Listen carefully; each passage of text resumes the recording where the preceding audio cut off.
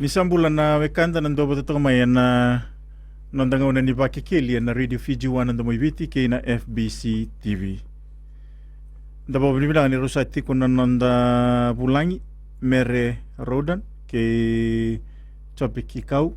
rongoli tikumai na isong-songa boto kai na Spinal Injuries Association.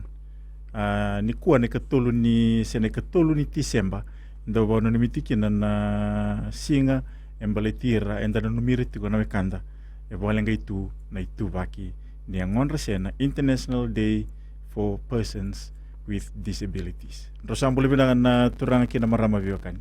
Sambule binaka. Nimbule binaka. Binaka metiga butang mandangan na vital no ena nondang nungo kero ni nrobo madala teki mun robo ndanga bir na wekanda eran do bato mai na nondang nungo. Sambule binaka ya una tango Mary Roden au maramani sino bada korma ilo mai viti au bawati mokani bau televu ko bato kai toka kina na yada na Roden. Sandina. Na boleh marama matenggal ni mbula binaka na tangunga o chopi kikau robonga ni ane no mbau wasu nakoro rawai bunuku. Naka me tiga butong me to sarto na vital no nang una boro tigong ko yan kina pa no mitingan na singa nda no miriti kina na kande bolenga itu ni tu bakini ngonra sengolenga viti en nonda aburubura kerun rutal no mandanga si atiga bubada na lenga esotabi tiga anru asudu kai batamai se angai ado indo na badala ka se mabua ngai babuna na kiana bolenga ni tu bakini Naka na balenga ini suitu siangan inda sudu batamai o yau awa tumbale tu sudu tu zako mai na viti kiniango au ndongi to boli na gumono ni buli me ada besar mena rono ndol kaono au sange me tarayu kina ndona lenga nge mena pandindi ke baka bali nimbula na tampani nimbula tu kuna ni ado vio mbaka ndona lutu ndona maboa ni wasiangwani sar yang sa mabo sa ti korona mabo endo mbeka na kange ya bala tatale mbeka sange baka buna membula ti ko iloma me ada besar na tikini singa na rono dol ko no April ke lima ni singa me sange me balenga ikina na nongo tombale naka boibi na kena satu kuni me balimbula na vika sa tarike muni maramatanggali naka ni sember nirto le redek pe balimbula au sa tarayo rauti ko na mosi vale pero na mava vinaka na kiana tarayo ti ko na mosi ngo ko se sanga ni bakila bando bona nungu mbula nungu tumbu daki ti mai me ada nungu me mbula ba nungu mbula ba wati nungu me valu ven ndo tarayo inda kungu na mosi ngo ka tarayo ti ko le masiraki sange yo sini kelati ko na ngone masiraki ti kina saya ado ti ko kina na lenga mbela tani ave buze mai rona buze lalai siang sarinda bambu tani narani ava kina ndona lenga bango ya na lenga na buze ngo siang ni barupa matana mani ona no mani na binaka me masira ke ngana ngongu me na oti kina na mosi sa oti na mosi siang chikni kila na bada sale ya vilom sale la kona nana sale kanya na nave ya na nongu suitu nongu sale rongo dei balimbula ni to sangitu kuna via no ngono satu kina siang ni tare na ya lo meu rere sia meu na no mani ndona kausa ba elia empate ndona ngone tariu kina ngona ngona tutela ngapa bina kana ngumbula pakayalo nungu sia mabana kalu awadi ngoma ona numa ni undona bantai bala va ye onge kani ni kalunga tani wasera ni urai muze mutalitunga awasi yang suti sara ni lulu buta kana nungu anda botoka nanda bondauni ni tobi matembe aka mebal nimbula naka na wali besar na iba mandala marama matenggali mere road andana ndama ndanga vi topiki kau kero ni talno mandanga vir no ikandara erendo botoka mena ndanga nungu ni mbula binaka na biukan ni barorong so mena kabinani ko wa balengai na tu bagini ngongu na yang baki ronondol kecini sehingga yang baki sini kadiwa au ngolen na scholarship ni Sulanti au le buli vi mama chikuna ngoni nongu buli ya do biau kina na to vi matongo Mos tinga na tambangu sanga nikila ni sa chukoilo mendo na bude sarchinga esani nungu suitu me bakanga nindo umbo na yang onda itumba kai sambo tu na sa bude tu sa baka sa tutal patal tunga kenanana sa kani tu na suitu ni domong se nan Spain au mos tinga uce rone singa umani lelo balimbula Ongke kau balimbula sa nunu tu ne bangu ngoleani ule x-ray sangan intona ka urtu redaro suka bunuai nombong ni singa sama ni wara ki me singa tara ba me ngole semua bunuai ongke me MRI scan pambu tana scanning masina in dua nga si cukoi bici na gai duru lo mani masinia sa gai tu tombo karau kina na mate budi to koi loma mani mber na kena sele ya ba modern bongin dua tale nunggu duru tu ya balimbula kai sel na kena singin taraba usa boleh kasar tu ngani sangan ni bosra na kuku ni mate uba bini bina kan yu cikumai balangi satamu na kena uniwai na kami na kena kai sele se namber autal cukuna singan ni kwa dia ni uba bugi cukuna wheelchair yo uba bini bina kan yu se bola ciko se vengurau cuk Naka na wali besar na ibu madal wai na ngone tu kunikin na we kebni ngone tu kunikin na we mai balimbula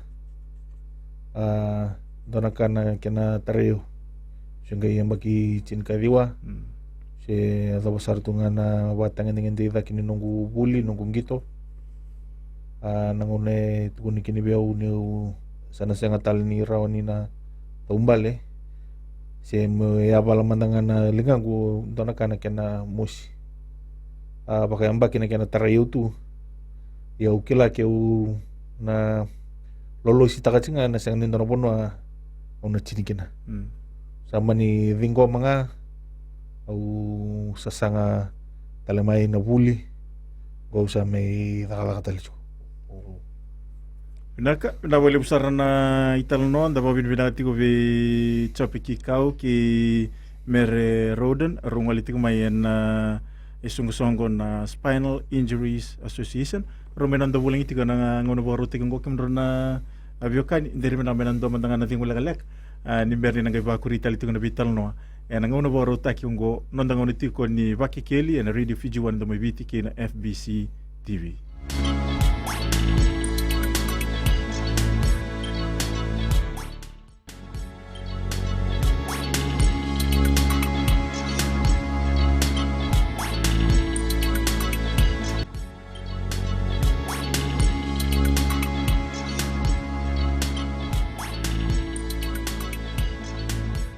Nandang ono tiko ni Vaki Kelly na Radio Fiji 1 ando moiviti ki na FBC TV me baka usabo rita tiko romo nando bulang tiko mere roden ke chope ki kau rongoli tiko me ni songo na Spinal Injuries Association sena kena mobo na suitu ke baka endono na nongo babo andeo en nandang ono ni kuwa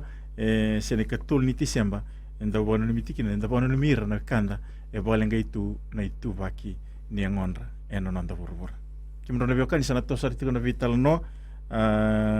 dana lima ndanga bi marama matangali mere road kimini ni vakavu bali na nomuni na kena sama iso tabi kimini na lenga e lava oni reida ya mesando na ibokata tao ni kenang karabi na bubali ni basuite ni satringi kemudian na siang na lenga binaka nangona tareu kina me baka ngausa barita kailiu ngona saranga itu binakina nungumbula bakayalo au siang ani ari nangona ya mendo na kai na baka tawa take nanitu toso nimbula mama to bale di na usa siang ani tumbale ina kau di tikunungu bambuta tikuni na kalau kuko na ngona na tumbale nung rei pe batu ai o rei ti vaya itu sangat ngame kitu tos chukuna ni tumbula ni masu me ngono unte ko pundabo kina ya utele nga woti mbaka bulan dua au sangi ti ko mo wakasa mataka na vaba urani taka be na lamen nungu bale to sare dir to na ngwanir to sia lalai au sa rede ko ulu matua sa toka yanina secondary school au sange vakasa mataka e sona kaura ni dakava mona bebu ke kina bala tini bala tiko na lingangu au pambuto ngone ya ni kalo andu tiko na nona na kinaki viau au se pambuto tiko nga ese ngani se ali viau ndina ni sombe kana nunggu bula usa me viau waka kina na kalo ya ese tiko ndi ngai no menunggu vakasa ma ni kalo ngoka ese ngani se le viau na ndu tiko na inaki na kana ya viau na kasa me tareyongo yang boleh tiko na nunggu bula miukaku ni reida na tamata na morida tiko nga nunggu kalo na kaya ungai tu kuna vinungu leo ni vale na virtu nungu mata po vale na turai sare na reo ni tu ta dia sana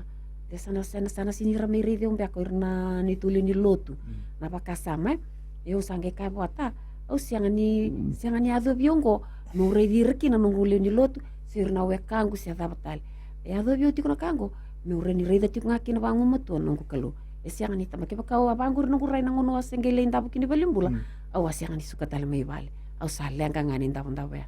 e bambu teni ya saranga na ya lo tere yuti ko siangan ni ndona ka wari teni na bata otak na nong sama indambe bangu na bali besar na italno top kila ni sana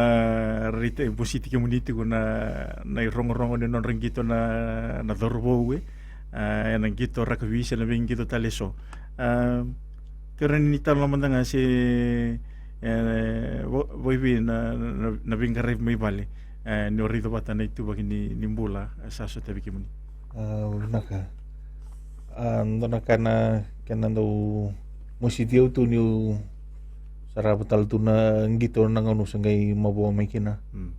andona kana ndo mositiu tu ni arto kilaba na mai vale eu nunggu mbula ulaga ni bimama nunggu mbula nang gitu untuk tatalita kana gitu na be mataga na tirini ngona me ya debiu kina na maboya sambo untona ka musi intina uci na bidana mbaki na nungu maboya so ngono ndo tu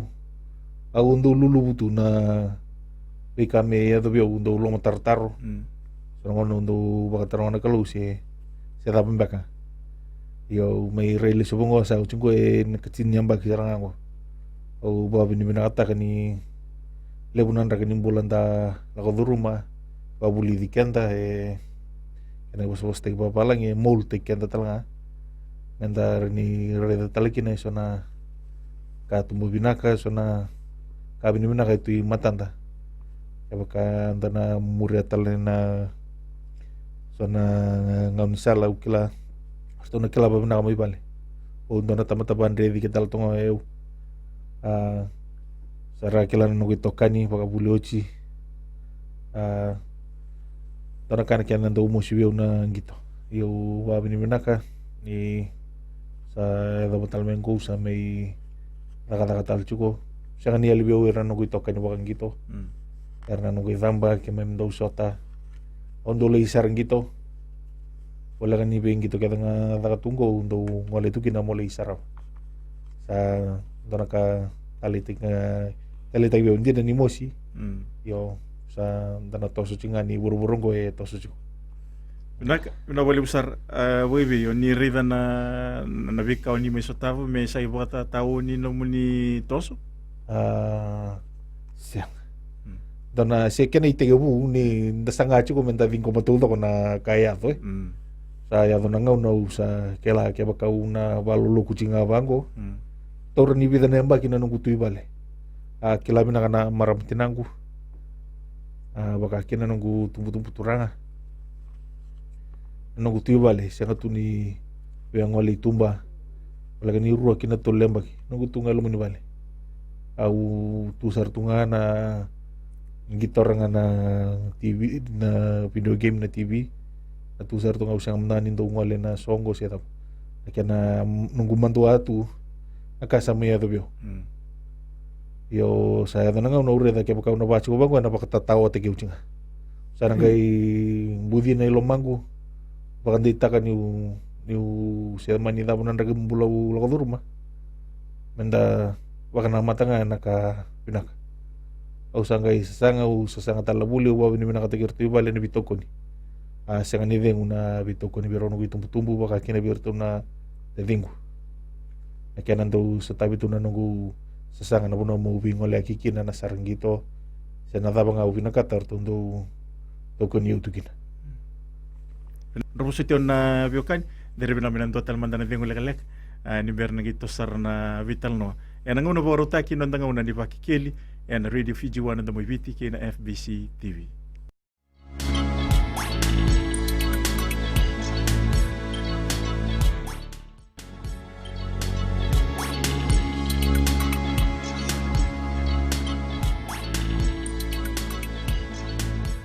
Sana to sariti ko na vital no, yan ang una baro tekyonggo, yan ang una ni Pakikeli, yan Radio Fiji 1 na mo ibiti kay na FBC TV.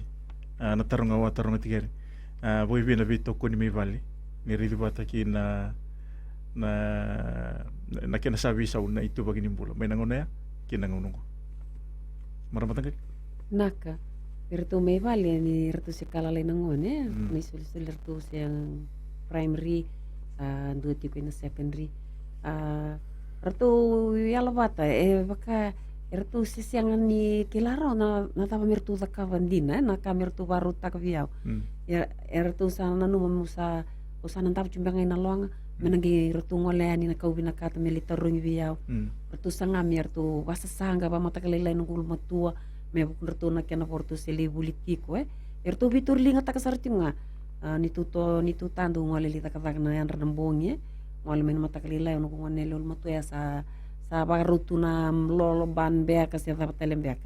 sana barute gitu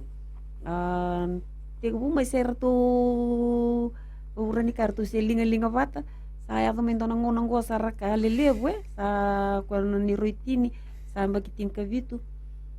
lebu na kasa vindre na vite maki saya do rasa vi murmuri na tiko gitu tiko kina sa rita toka sianga toka ni raw iya so ngona yertu nandu warak ya ndu sukayani Iso nangono sandu ratu vakair tu bimbil de vi kumai balatini tiko talento na kaya na non ratu ndi naki ni nakardo vela ko kinai ya siang ni valo lele kyau au toso cikungana nungu toso balatu ke bambu tu ni sindo na kaya sindo na ndrendre sini siang na ndrendre na tiko ngana ndrendre na vika ke ngana vindra kini bulan tambulan takai sangi batu cunga viki antana non tingko masih siang santana kanga sa varita ko tionong gitokani enda sana toso cikunga. Nawali usar marama matanggal baka biyo balita ni singgay tiga buyata na bisaw rito siya bakil-kila siya daba me dhaka ni rito sa rida tigo sa awitin dola yung bakir ruwa sana toso ting menembaki rito sa nanggay kilati ko na tigo bali na daba ero ni dhaka me buketi ko na namunimbula sebo iwi? Iyo Andi nasar au kilari rita lembanganon ratu sa rida ni usa usaya bala telenga moya usa taka usa ngole mitutumba do boleh ya nabi kardo ya tu bango mu layo kata telenga mu lako telenga mu tigini kaya tiko siang ni do rida tiko mu tiko tungu pakasam siang ayo sa sini tumbal siang sarchu ni do ba nungu pakasam mer nir tungi bana numio telemesio ni tu tambe na kami viau biku sinreni ngole kya bala tenyon tambe tiko na wheelchair yo mo nagi ndu kay no yo ngole mbato ire tu bangor merakila ke bakarna da sini ngoleani irna sini kila na da merda ka na bunu retiko kina enda na esana ge pacuk ngaya nda ngole cunga sana cuk ngana ndrendre mbala tani da sini bari tek kendani ningo na kay ngandre mere bisu taki na bunu enda ngole cuk kina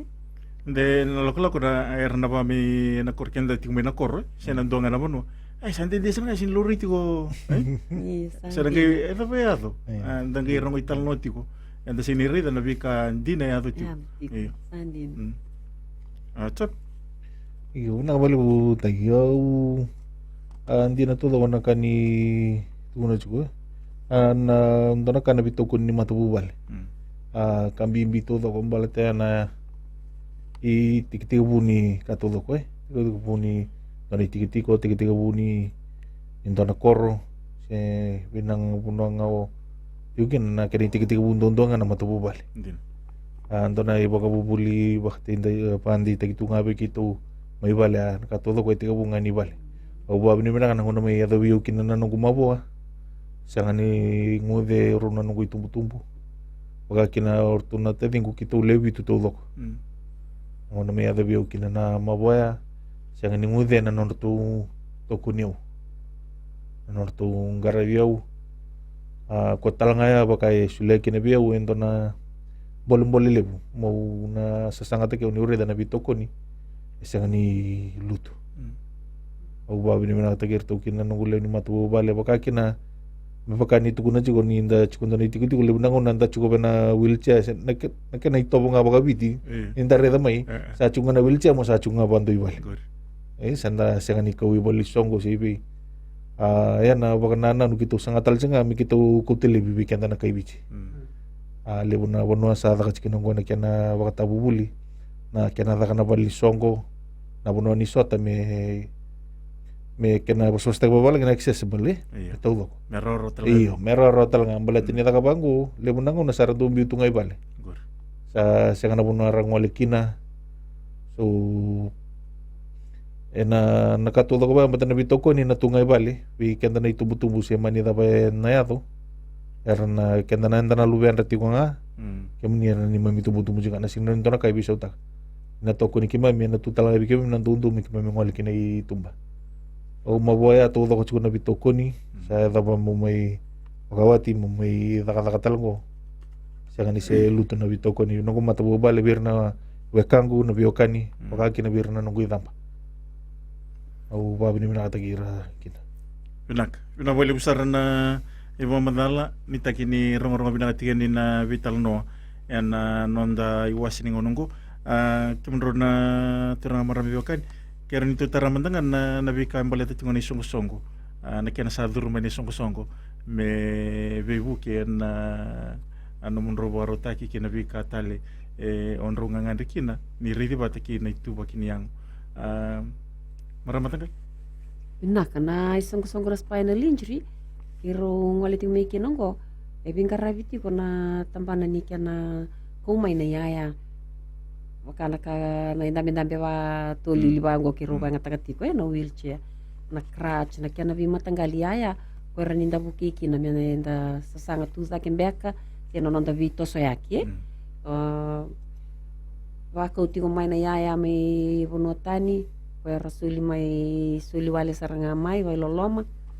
ya kitu talangani tu bingaravi kitu suli wale talangana bingaravi ngo siang ni kitu sumi kina nakana kauna ya meli suli wa endua endo yang andreba ya una nongu sa ngole mai mo mele we na isongo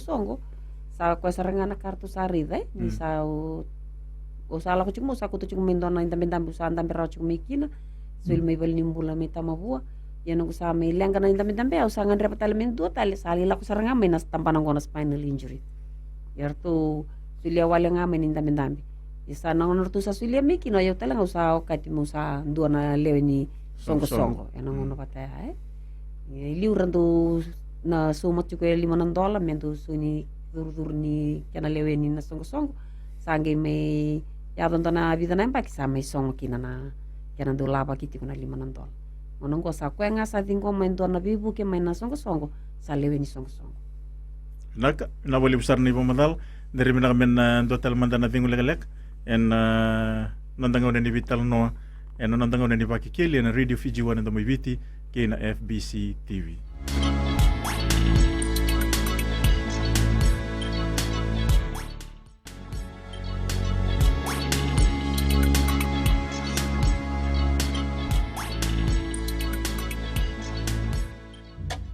Nondangaw nito ni Vital no eno nondangaw na ni Bakikili na Radio Fiji One ndo mibiti ke na FBC TV sana to sariti ko na Vital no ni Vital no titi ko na isongo na Spinal Injuries Association kerni bakurisar na ibang madal se dabatale waru takto ni songo membaleti kemuni na wekanda ni okati se mavua na no município kani okaditi ko na bugni songo naka na palengay na tuwa kini ang wanra langam na suitu so irera musu na banra kitu era wakati kede mera leoni songo kerang wale mai mer mi kere bibuki so rabi nakata na diapers mbeka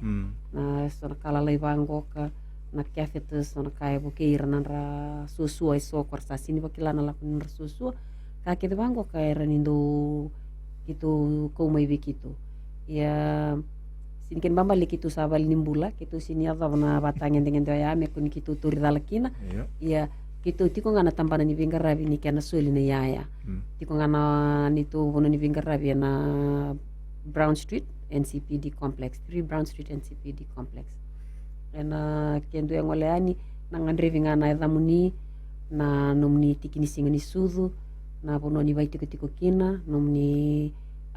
namba mbeka ni telefoni ni rara na vitartar ia na kena turi na vika matela lengo ena ya domanda dona na tu mindike bortu ina lomani songo sartu nge vitartareani mena mbiu toka tongai toka dona singa mena nge ranir tu bisi ko ani mena le baruta ki oko yang andreva na ni tu bibuke matena sinra ni suli tu ngapa kapitali na inda menda ambese na kitoko se dava tale ni yaya yang andrevi na vina kati melurai ni nakayaya iso li eruti ko vina kasaranga me bakanga ni ndambe kirundu ndambe tukinango kana nungu ndambe oya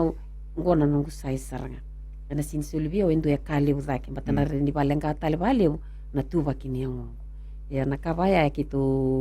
ngangaruni kina ya na bonwanga kitu reti kina kwendo vadhuri kina na itiku kina ndoni lawa ya mera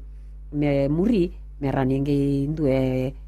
mai kitu sule kina ni tubi buke ya kati telanga kina me leoni song Sandin na wali usar ni pamadal ni tagini sana mata tigen ni tuku tuku abi kimni ne kanda na ndo botto meno ndango nungu kilani le werna rongot to mena bitan longo nde re era ko durumati ko sona matangali sena sona ndrenre ena itu bakini yangu ni rongoti batiki na ibo madal sangwale to gain ena nonda iwasini ngonungo to sariti ko na vital no ena bukuni bebuke maina Spinal Injuries Association tapi kero ni italitibiyo na nomun ro ipamadala na biokani ni omaramatanggali sa bakabubale ngai sotabi ko na lengongo kimuni ni asota batalnga na lenga batongo nambolembole na bukuni buli ni ridi bataki na kina itu bakini yao yo pinakatayo pabini manakina kita wa tikubunan to na Cosbo i APTC yo alokoro na kina bakan dikebi na puno kituli kalasiki na me accessible metode ko au kila na University of na USP University of the South Pacific kita nga nangonongo sa Chikunambure kimamerini maruru ikina tau sa kakaba sa sangai me bakatudo ko tagina lomunimbai na korobuli na university kila chini na mbaki sawo chi se dare de ndo me lago na wheelchair no university enda buki wano nova reidi bakame kabo tu na kiana ndo me van takana wheelchair ni juga no university ninge ngole talen ngonongo sa nabi sibia na rosa nga bulu Mrs. Roden na ngone buli na erna bakalanggay tu na nonrarai erna bakalanggay na rongunin dalinganra paki na erna wanta na wheelchair sa chikon to na kiana iyo resource center sa chikon na USP ke ni beba katataro chiko kede kia ruju chiko ruana kiana offices dali baka tarong na beka menda dekan be bulida kaya baka ndola chiko kitu manilaw may kito ba ni nakatiki APTC baka kini era university lelim ko non rasa reda chiko may na tambanongo wala tau baka bota jangan indua na baka langgay nito baka niyangwe bala tayo so mandanga chungo ndo ang gas ni buli bola ya bana gas ni buli chiko jangan nalinga na bola bana bukan tentu kuna ndo chungo me bola ba na sangan irawa ya bukan na baruta kina be kangan rebi bukan baruta na matin tu sana uno ada bangani daka o bukan bote na kimaminari ni tau do katalanga na ni mamidaka na buno kimamimbiuki na kaya bukai so tabi na be ka kimamingan reba bala tau kila sangan indo na kaya bakalengay nga kaya bukai dala chuko na elom ondo baka botu siya kena tukun babalang na negative attitude bekas dala jingana attitude na dala jingana kau takal au ba ni nakataki na u teman kubuli au grade na certificate mani ulei chico talidaki bir tunas panel sebenarnya ngai toria o kontiki finance wasa la kusungo na karoni nunggu ambaki na nunggu taka cukup bi kontiki finance au sa nagina kita lungo me teman na nunggu buli na university kisang mo nasa sang sarai balai Naka boleh besar na iba madala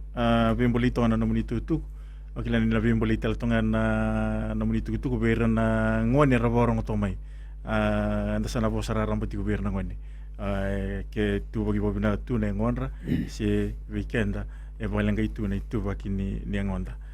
nam boleh eso tavi en amenda abo ibina adab na num rurai en itu bagi nimbula ninda ridikian dan lamuni tubu tal ni bida tal nem bagi mengo na ko klasa ya do tikona viso vinaka sa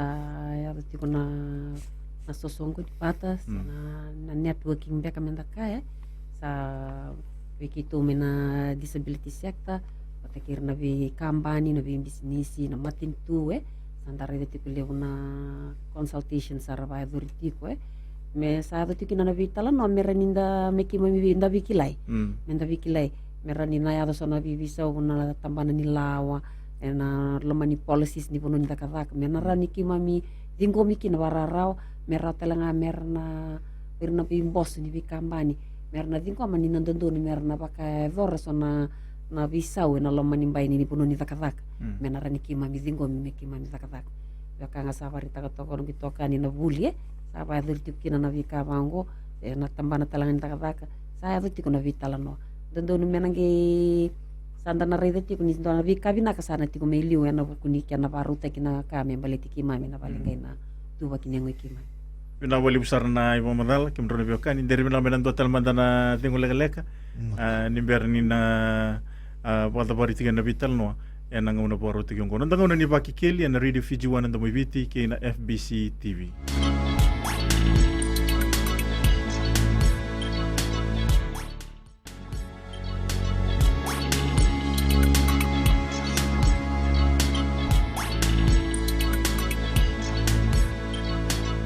Nandang una tiko ni Vital no, nandang una ni Baki Keli na Radio Fiji 1 nando may viti. Awa bang bulo toka ni Biki mni na kanta na borong toka may Australia. Kiki mni na ndo siya toka may live stream ni Radio Fiji 1 na ndo may viti. Binabali mo na kaya na linggo mitoka na